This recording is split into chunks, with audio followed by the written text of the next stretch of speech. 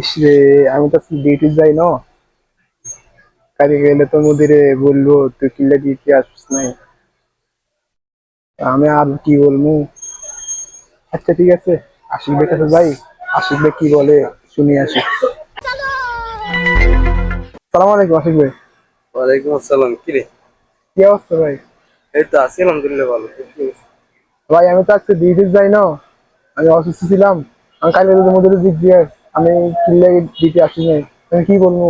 ওটা আরবিতে বলবো আর কি। ও, আরবি কি হবে?